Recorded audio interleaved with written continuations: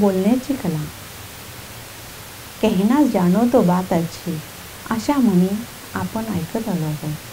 आपल्या भावना शब्दांच्या माध्यमातून कशा व्यक्त केल्या पाहिजे ही गोष्ट या म्हणी आपल्याला शिकवतात. बोलण्यात शालीनता असेल तर ते अधिक स्वीकार्य होते. कटू शब्द मनाला आघात करतात. वाणीचा स्वर वीणेप्रमाणे मधुर असेल तर मनाला आनंददायक होतो. तेच जर आवाजात कर्कशता असेल आणि रुक्षपणा असेल तर भावाभावात भांडण होते. ईश्वराने आपल्याला दोन कान, दोन डोळ्यांबरोबर एकच तोंड दिले आहे. याचा अर्थ ईश्वराने देखील हाच संकेत दिला आहे की अधिक बघा, अधिक ऐका, परंतु कमी बोला, हळू बोला आणि सन्मानाने बोला.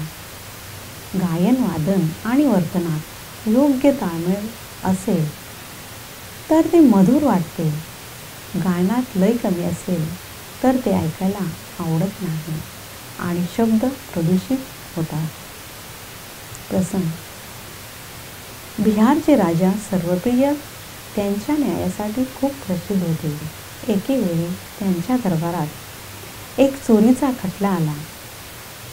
चोर म्हणाला, महाराज, आपण मोठे ज्ञानी आहात.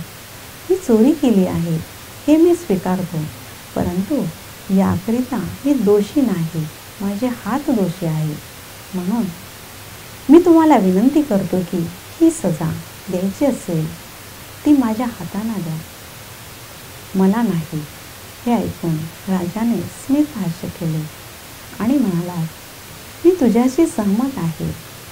मी असा आदेश देतो की चोरीच्या अपराधाकरिता मी तुझ्या हातांना 1 वर्ष कारावासाची शिक्षा देतो.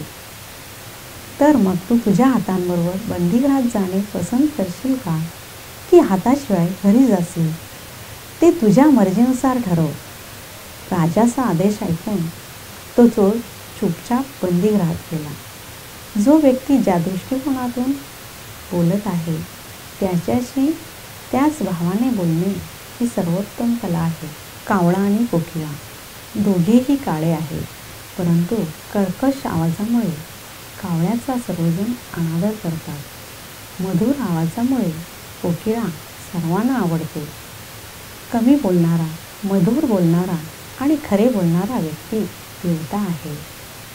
कोणाच्याही मनाला त्रास न देणारे बोलणे चांगले. म्हणूनच असे म्हटले जाते की तुझ्या तोंडाला तूप साखर. वाणीची मर्यादा. 1. आपला अभिप्राय स्पष्ट आणि थोडक्यात मांडावा. 2. मधुर बोल बोलून दुसऱ्यांच्या मनात उत्सुकता, विश्वास आणि सत्यतेची भावना निर्माण करावी. 3.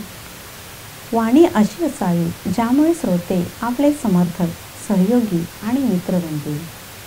वाणीमध्ये अशी मधुरता आणि आत्मीयता असावी ज्यामुळे 2 व्यक्तींमध्ये तुटलेले नाते परत जोडले जाईल. प्रश्न 1. वाक्यपटुतेसाठी कोणत्या मर्यादेचे पालन केले पाहिजे? 2. कोणत्या गोष्टी वर्जित आहेत?